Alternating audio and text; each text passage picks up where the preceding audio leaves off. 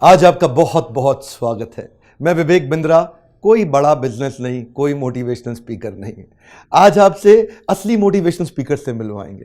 हाँ, सिंधु ताई जी ये एक ऐसी महिला है, अगर इनको देख के मोटिवेशन नहीं आया तो दुनिया में कोई मोटिवेशन नहीं दे सकता आपको।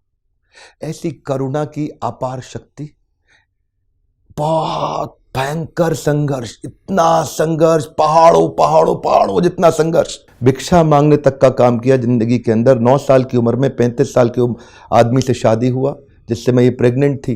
इनको मारा पीटा गया, गाय के अस्तबल, घोड़े के अस्तबल के पास इनका डिलीवरी, मैं बता नहीं पाऊंगा आपको। ऐसा समय था, शमशान घाट पे जलती मुर्दा लाश के ऊपर रोटी सेक करके खाया इन्होंने। इतनी भिक्षा मांगती थी दूसरे भिखारियों को खिलाने के लिए।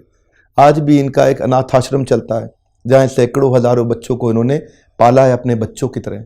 और केवल बच्चे ही बच्चे नहीं रहे, वो बच्चे बड़े होके आज एजुकेटेड हो गए, बड़ा बड़ा बिजनेस कर रहे हैं इनके बच्चे भी। अब सिंधु ताई, जिनके बारे में महाराष्ट्र में तो सब जानते हैं, लेकिन हमारे सब्सक्राइबर्स के माध्यम से आज पूरी दुनिया को हम बताना चाहते हैं इनके विषय में। मैं आपका बहुत बहुत स्वागत है। थैंक यू, आप मिले आज हमसे, आज आपसे अवसर मिला बात करने का। आपने तो मतलब जितने भी राष्ट्रपति आए हमारे देश में, सबने आपको सम्मान दिया, सबने आपको अवार्ड दिया।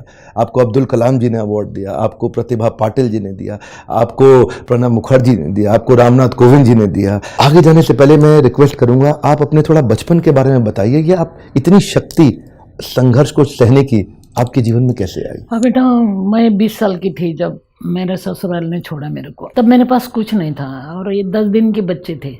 ससुराल ने, मायके ने हकल दिया था। तब पेट की भूख तो थी ना, खाना तो चाहिए था हर रोज, और पास कुछ नहीं था। माँ ने भी हकल दिया था, माँ सगी थे, इसलिए भी क्या करूँ। 20 साल की बच्ची, यानी मैं 20 साल की बच्ची थी और 10 दिन की मेरी बच्ची। फिर भूख मेरे को डरा रही थी कि अभी मरने के बगैर कुछ नहीं, मर जाओ। अब मेरे को मरना नहीं था बेटा। इसलिए जब भिखारी मैं देखती तो वो भिखारी गाना बोल के खाना मांगते, तो मैं भी उसके साथ हो गई। मैंने गाना बोला, खाना मिला और बांट के खाया और माई हो गई। अभी जो आपका, मैंने सुना गाय के तबेले में आपने बच्चे का डिलीवरी किया था। नहीं, वो क्या हो गया बेटा, मैंने एक बहुत बड़ा झगड़ा दिया था सरकार के साथ, यानी फॉरेस्ट डिपार्टमेंट के साथ।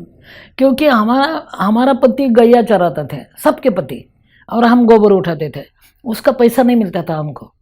तो तब रंगनाथन कलेक्टर थे वर्धा में, मैंने उसके सामने ये रखा कि तुम रोड पे मुरुम डालते हैं तो उसको तुम मजूरी देते हैं, हमारा पूरा गोबर तुम उठाते हैं, उठाओ, मगर उठाने के लिए मजूरी तो दो।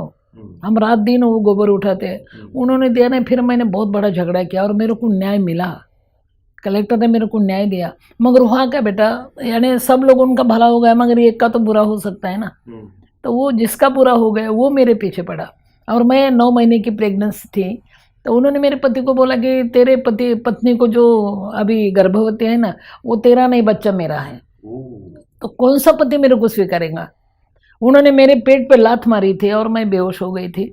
उन्होंने खींचते खींचते मेरे को गैया के तबेले में डाला था और पूरी गैया खुली कर दी थी। उसको ऐसा लगा मैं मर गई। तो आदमी ने मारा, ऐसा नहीं होना चाहिए, इसलिए मेरे इर्द गिर्द पूरी गैया थी और मैं बेहोश थी। बेहोशी में मेरे को बच्चा हो गया था। जब मैंने आँख खोला तब ध्यान में आया कि अरे सब गैया मेरे इधर उधर घूम रही, मगर एक गैया मेरे आंख पर खड़ी है। और बेहोश में मेरे को बच्चा हो गया। और वो गैया सब गैया को हकल रही थी बेटा, और चिल्ला चिल्ला के मेरे को उठा रही थी। उसको मानवता किसने सिखाई। मैं कैसे तो भी खड़ी हो गई, उसका गला पकड़ के मैं रोई। उसको मैंने वचन दिया कि तू, अरे आदमी ने तो टाक दिया, मेरे को छोड़ दिया, फेंक दिया, तू गैया होकर मेरी मैया बनेगी ना। मैं आखिरी दम तक सिर्फ मैया बनूंगी, बस। गया को वचन दिया और मैया हो गई रे। बाद में वो बच्चा लेकर के आपने मतलब भीख मांग के अपना जीवन चलाया। पहले तो मेरा बच्चा का जन्मनाल मैंने पत्थर से तोड़ा रे। वो कैसा करे, मेरे पास क्या था, कुछ सामान नहीं था, कोई भी मेरे पास नहीं था।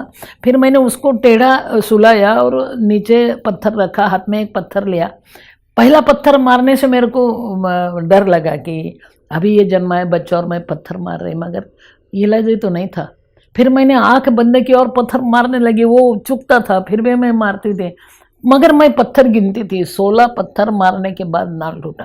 तब मैंने सोचा कि ये जन्म हुआ नाल 16 पत्थर से टूटता है, तो संस्कृति का नाल कितना बड़ा मजबूत होना चाहिए। कभी हार नहीं माने आप? हार मानी ना बेटा। एक बार तो मैं रेल के पटरी में बैठी थी कि चलो मर जाते हैं। मगर जब पटरी हिलने लगी तब लगा कि नहीं नहीं नहीं नहीं मरना। वो बच्चे ने मेरे तरफ देखा तो मेरे को ऐसा लगा कि ये मेरे को बोल रही है कि जन्म काय को दिया फिर मरना था तो मैं बोली मरना कैंसल। मैं उठ के नीचे दौड़ गई। मेरे को ऐसा लगता तो रेल मेरे पीछे आ रही। आपने ये सन्मति बाल निकेतन जो शुरू किया, ये आपने कैसे शुरू किया? अब तो आपके पास इतने बच्चे हैं, कैसे आपने मैनेज किया? जिसके पास अपने खाने की सुविधा नहीं, आज उसके पास सैकड़ों हजारों बच्चे। और अभी भी नहीं, क्योंकि मेरे को ग्रेड नहीं, सरकार ने अभी तक मेरे को कुछ नहीं दिया, सिर्फ सम्मान दिया। 4 राष्ट्रपति ने मेरे को सम्मानित किया, मगर ग्रेड नहीं मेरे को। भूख तो हर रोज लगती है ना, इसलिए भूख लगने के बाद मैं भाषण देने के बाद राशन मिलता है बाबा। सरकार ने नहीं दिया ना, जनता को मैंने सरकार बनाया। अरे तुम्हारा बच्चे का एक निवाला दो बेटा, मेरे बच्चे ये तुम्हारे भी है ना, समाज के बच्चे है बेटा। और लोगों ने मेरे को भाषण देने के बाद राशन मिला। अभी मैं भाषण देती तब राशन मिलता है। और मैं गाना गाती बेटा भाषण देते समय के, हमसे न तू खाने की ना पीने की बात कर, मर्दों की तरह दुनिया में जीने की बात कर। और लोग मर्द जैसे जीना चाहते हैं ना, वही इतना ही बोलते और मांगते। आपने वास्तव में मर्दों की तरह जीने की बात करके दिखाई है। माँ, ये आपने बहुत अच्छा बोला, पर कभी कभी क्या होता है ना, ये जो हमारे व्यापारी लोग हैं बोलते हैं आजकल मंदी का दौर है और इतना मंदी आ गया है। एक तो पहले ही खुद से अंदर से कमज़ोर, फिर ऊपर से वातावरण भी कमज़ोर, तो ये हो जाता है डबल कमज़ोर।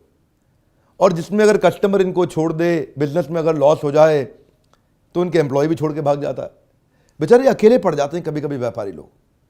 हमारे देश में किसान की फिर भी थोड़ी बहुत चर्चा हो रही है, पर यह व्यापारी जब सुसाइड करने चला जाता है तो उसकी कोई चिंता नहीं करता। मैं चाहता हूँ आज ये व्यापारी जब बिल्कुल अकेला पड़ जाता है, हारा हुआ महसूस करता है, तो आपकी ज़िंदगी के अनुभव बड़े गहरे हैं। आपको अगर इनको मोटिवेट करना हो तो आप क्या सुझाव देना चाहेंगे? कैसे ताकत आए इनके अंदर? बेटा एक दिन ऐसा आता है कि दिए में तेल नहीं होता, अंधेरा छा जाता है बेटा, तब तुम्हारे आंसू डालो उसमें, हारना नहीं। आंसू की जो चौ होती है ना, वो खारी होती है, मीठी नहीं होती रे। ये मीठा और खारा तो साथ में चलता है बेटा। कल के बाद खुदा के हाथ जीना चाहिए। मंजिल बहुत दूर है, मंजिल बहुत दूर है, जाना वहाँ जरूर है। रास्ता मुश्किल है, अरे मरना मंजूर है, मगर औरों के लिए, खुद के लिए नहीं। जो और जिन्हों दे बेटा, खड़ा हो जाओ अपने पैर पर। अरे सुबह तुम्हारी है। ये कोई कवि नहीं है, ये कोई शायर नहीं है, ये वो है जिन्होंने अपनी ज़िंदगी को जिया है, सैकड़ों हजारों लोगों की ज़िंदगी बनाई है। बहुत बच्चे आपने पाल लिए। अब तक कितने बच्चे आपके आश्रम में आए? 250 दामाद है अभी। यानी 50 बहुए है और 750 पुरस्कार है। आपने तो देखे, मगर पुरस्कार की रोटी नहीं बनती ना। मुझे तो खाली पता लगा है कि शमशान में आपने रोटी खाई थी, आपको तो खानी पड़ी। हमें तो पता लगने पे आज रोंगटे खड़े हो जाते हैं। ये किस परिस्थिति में आए थे आप जो आपको ऐसा? रात को मैं शमशान में क्यों जाती, कि मेरे को मालूम था मरने के बाद शमशान में जाते और रात को कोई नहीं आते। जिंदाबाद अपना बाप का घर शमशान, इसलिए मैं शमशान में जाती। जिस दिन मैंने रोटी शमशान में जला हुआ मुर्दे के ऊपर भून के खाई, उस दिन मैं बहुत डर गई थी, क्योंकि हर रोज मैं शमशान में रहती थी मगर मेरे को डर नहीं लगता था। मगर जिस दिन मैंने रोटी खाई उस दिन मेरे को बहुत डर लगता था, क्योंकि ऐसा लगता था पूरा माहौल मेरे को ऊपर खड़ा है, मेरे को बोल रहा है कि ये अधिकार हमारा है खाने का। तुम यानी आदमी हो, तुम बाई हो, तुम हमारा कायदा भंग किया। और पूरे इतने जोर जोर से चिल्ला रहे थे, पशु पक्षी, कुत्ते भौंक रहे थे। मेरे को बहुत डर लगता था बेटा। और मैं सोच रही थी कि अभी क्या करूं, अभी क्या करूं। उसको बाजू में किसी ने मुर्दा गाड़ा था बेटा, वही दिन, वो सब ताज़ा ही था। उस दिन मेरे को ऐसा लगा कि वो गाड़ा हुआ मुर्दा वो मिट्टी से बोल रहा है, सिंधु ताई हर गई, थक गई तू, मिट्टी में मेरे को गाड़ा है। जिंदगी भर तो मैंने बहुत कुछ किया, मगर आज मिट्टी में जा रहा है मैं, तू मरने के लिए घबर रही है। अरे सभी को तो जाना है। तो मेरे को ऐसा लगा वो मुर्दा वो मिट्टी को बोल रहा है कि ऐ लहेद अपने मिट्टी से कह दे, यानी लहेद ने गाड़ने को खुद लेला खड्डा। ऐ लहेद अपनी मिट्टी से कह दे, दाग लगने न पाए कफन को। आज ही हमने बदले हैं कपड़े, आज ही हम नहाए हुए हैं। पूरी जिंदगी की नहाया नहीं, अभी समाज ने मेरे को नहाया, नए कपड़े भी डाले। तेरी मिट्टी को बता, वो जरा गंदे हो जाएंगे। जो मुर्दा खत्म होने के बाद मिट्टी को बोलता है कि संभालना, नए कपड़े डाले हैं। और मेरे को तो कपड़े ही नहीं, नए नहीं, पुराने ही नहीं। तो फिर जिसको नहीं है उसके लिए जिंदगी जीना चाहिए अभी। तब मैंने सोचा कि नहीं, मरना नहीं, डरना भी नहीं, पीछे मुड़ना भी नहीं, कुछ करना है। बहुत सुंदर। महाराष्ट्र में मैं देखता हूँ लोग आपको बहुत मानते हैं, मराठी लोग आसपास जहाँ देखते हैं लोग आपका इतना सम्मान करते हैं, हर आदमी आपसे मिलता है, माई माई माई आपके पाँव छूता है। सबने देखा है आपने इतना किया गरीब बच्चों के लिए, सबके लिए। मैं जो बाकी देश के लोग अब आपको धीरे धीरे जान रहे हैं, उनको आप थोड़ा मोटिवेट करिए कि कैसे संघर्षों से लड़ना चाहिए। बेटा अंधेरा तो हर दिन आता है, अंधेरा तो हर दिन आता है। तुम अंदर का दिया जलाओ बेटा, बहुत अंधेरा है रे, मगर अपना दिल जलाओ बेटा, तुम्हारा उजाला तुम निर्माण करो। ऐट हमको जीना है और इतना उजाला निर्माण करो कि सब तुमको ढूंढते आ जाएंगे और बोलेंगे हम भी तुम्हारे हैं, हम भी तुम्हारे हैं। ये तो मैंने किया है। उजाला के पास मत जाना बेटा, तुम्हारा उजाला निर्माण करो, पूरी दुनिया तुमको देखेंगे कहाँ है वो उजड़, चलो देखना है उसको। मैंने वही किया। ये एक बेटा आपके आश्रम का, तुषार के माँ बाप नहीं थे और तुषार भी इन्हीं के आश्रम में पला और आज इतना सुंदर काम कर रहे हैं। आज तुषार ने मेरे को अपनी इन्हीं के आश्रम में रहते रहते मेहनत करके अपना बिजनेस खड़ा किया और अपनी खुद की गाड़ी BMW में मेरे को लेने के लिए आए। तो मैं देख के इतना हैरान हुआ कि इन्होंने अनाथ बच्चों को भी इतना ऊपर लेके गया। क्षमा चाहता हूँ, कठोर वर्ड है, अनाथ नहीं, इनकी माँ है ना जो माई हमारे साथ में बैठी है। तुषार आपके पास आया, तेरे पास आया और बहुत बड़ा हो गया रे। उन्होंने क्या धंधा निकाला मालूम है? वो गाड़ी धोने का धंधा निकाला। और मेरे को बिंद्रा साहब ने बोला मेरे को धंधा करने का। मैं अभी क्या करूं, पैसा तो है ही नहीं। तो मैं बोले बेटा गाड़ी धोते धोते कलेजा भी धोना सीखो। आज इनका प्रोफेशनल कार क्लीनिंग का बिजनेस है। प्रोफेशनल कार क्लीनिंग के इन्होंने शोरूम्स खोले हैं, मतलब इसको बोलते हैं आउटलेट, और फ्रेंचाइजी मॉडल पे उसको आगे लेके जा रहे हैं। इसको बोलते हैं असली स्कूल। ये स्कूल हमारा नहीं है, ये माई का स्कूल है। जिस माई के स्कूल में ऐसे बच्चे आए हैं। हाँ बेटा, ऐसे बहुत बच्चे हैं। मगर सबसे बड़ी बात मैंने ये किया कि जो पति ने मेरे को हकल दिया मैंने उसको माफ़ किया बेटा। और ये पहली बार हुआ होगा शायद कि ससुराल वाले ने पत्थर मार मार के मेरे को हकाला और मेरे को फूल डाल डाल के बुलाया। और मेरे सत्कार में मेरे पति रो रहे थे कि मैं पति के पास गई, उसका हाथ मैंने हाथ में लिया, मेरे पल्लू से उसकी आँख पोंछी और मैंने बताया रो रहे आप, आपने मेरे को छोड़ा तब मैं रो रही थी ना। अभी कोई बात नहीं, 50-50। मैंने तब रोआ, आप अभी रोए। अभी यहाँ खोखते चिकते मत पड़ो, मेरे पास चलो। आपकी हालत बहुत बुरी है। मेरी साड़ी फटी थी, अभी आपकी धोती फटी है। मगर मेरी एक अट है, पति बन के मत आओ, बच्चा बन के आते हैं। मैं आपकी माँ होना चाहती हूँ, बस एक ही रिश्ता है मेरे पास अभी, माँ बनना। और मैंने मेरे बेटों को बताया कि बेटा इन्होंने मेरे को नहीं छोड़ा होता तुमको माँ मिलती रहे, अभी उनके तुम माँ बाप हो जाओ बेटा। उन्होंने तुमको माँ दिया, अभी उनकी सेवा करो। 5 साल मेरे बच्चे ने सेवा की, अभी गए बरस भगवान के घर गए और मैं सिर्फ माँ रह गई पीछे, बस जीना है अभी। बहुत से आपने मेरे मोटिवेशनल वीडियो देखे होंगे ना, बाउंस बैक करना है, बाउंस बैक करना है, लेकिन हर वीडियो के बाद कुछ एक्शनेबल होना चाहिए। तुषार जैसे लोग आगे बढ़े, तुषार जैसे बच्चे इन्हीं के आश्रम से आगे बढ़े। तो मैं आज एक अपना छोटा सा बिट करना चाहूँगा, कंट्रीब्यूशन। मेरा कंट्रीब्यूशन ये रहेगा कि माई आपके आश्रम में जितने भी बच्चे हैं, जितने भी बच्चे, वो लड़के हैं लड़कियां हैं, जब भी उनको स्कूल करते करते जो भी बिजनेस का ट्रेनिंग एंटरप्रेन्योरशिप में इंटरेस्ट होगा, वो सारी जिम्मेदारी मेरी है। सैकड़ों हज़ारों बच्चे आपके, उनके सारे पढ़ाई, एजुकेशन, बिजनेस ट्रेनिंग का वो खर्चा हम उठाएंगे। वो कभी भी आपसे आश्रम पे हम कभी 1 रुपये का बोझ नहीं आने देंगे। आज क्योंकि मैं वीडियो कर रहा हूँ आपके साथ में, तो कुछ जिम्मेदारी मैं भी लूँगा कि वो सारे बच्चों की पढ़ाई, जो भी एजुकेशन हम लोग सिखाते हैं कराते हैं, तो वो हम कराना चाहेंगे। और आप लोगों से भी एक रिक्वेस्ट है, मैं अपनी तो जिम्मेदारी निभाऊंगा, आपसे रिक्वेस्ट है, आपकी जिम्मेदारी ये है कि माई के विषय में इस देश को पता लगे।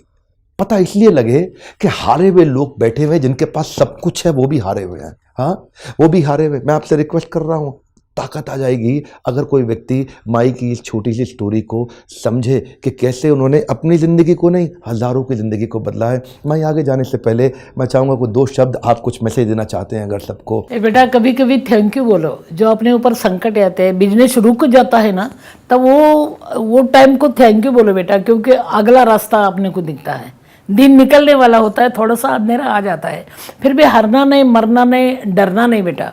ये भी कुछ कम नहीं, तेरा दर छूटने के बाद हम अपने पास आए, दिल टूटने के बाद। टूटने दे रहे हैं मगर जुड़ना सीखो बेटा। और एक बात है, चलना सीखो बेटा, और चलते चलते खुद के लिए तो चलना है ही रहे, औरों के लिए भी चलना सीखो, उसकी भी बहुत ज़रूरत होती है बेटा। और एक बात है, अंधेरा छा जाता है फिर भी दिन तो निकलने वाला है ना, और अंधेरा छड़ जाए और दिल निकल जाए और आदमी को अच्छा जीना आए, इसलिए तो बिंद्रा जी करते ये सब। ये मेरा विवेक आदमी को खड़ा करता है, आदमी को दिखाता है कि अरे तू कहाँ खड़ा है, चल आगे बढ़। क्या बात है, मेरे को ये बच्चा मिला और अभी पूरे बच्चे खड़े होने वाले, देश बदल जाएगा। क्या आग है रे, ये आग है, बिंद्रा यानी आग है बेटा। मेरे को तो कभी कभी लगता है ये आदमी नहीं है, कैसे आया है ऊपर से, भगवान ने भेजा है, ओवर टाइम करके भेजा है उसको। इसलिए मैं खुश हूँ बेटा, तुम भी जो जिन्हें दो, आगे बढ़ो, संकट आने दो रे, संकट को सलाम करो बेटा, क्योंकि संकट के बाद जो आदमी खड़ा होता है ना, वो कभी नहीं लड़खड़ाता, कभी नहीं गिरता, सिर्फ वो औरों के लिए मरता और अमर हो जाता है। मैंने वही किया, तुम भी वह करो, तुम भी वही करो बेटा, मदद करो, देखो तुम्हारा दिल भर जाएगा। धन्यवाद बहुत बहुत। इनका सन्मति बाल निकेतन इनका आश्रम है, उसकी डिटेल नीचे रहेंगी। मैं रिक्वेस्ट करूंगा आप जाइए, जो हो सके अपने एक बच्चे का निवाला जाकर शेयर करके आइए, 2 रोटी अपने हाथ से जाके खिला करके आइए। पर आज आपको रिक्वेस्ट करूंगा, हमारे को ऐसी सिंधुताई जो हमारी माई है, ऐसी और भी कई औरतें चाहिए हमारे देश में बड़ा रेवोल्यूशन लाने के लिए। इंस्पायर करिएगा ताकि औरों को भी जिता सके। इन्होंने दुनिया को जिताया है, हारी नहीं है। एक बात बताएं आपको, जो आदमी खुद जीतने में लगा है ना, वो कभी ना कभी हार सकता है, लेकिन जो दूसरों को जिताता है उसको कभी कोई नहीं हराता है। जो दूसरों को जिताएगा उसे कभी कोई नहीं हरा पाएगा। आपको रिक्वेस्ट करूंगा, इन्होंने दुनिया को जिताया, देश को जिताया है, आप भी सबको जिताइए अगर इस मैसेज को हम पहुंचा सके। अगर वीडियो आपको कहीं और से मिला है, चैनल को जरूर सब्सक्राइब करिएगा ताकि ऐसे वीडियो आपसे मिस ना हो जाए। हमारे साथ जुड़े रहने के लिए और माई के आश्रम सन्मति बाल निकेतन में जाकर के इन बच्चों से मिलकर आने के लिए आप सबका प्रेम पूर्वक बहुत बहुत धन्यवाद।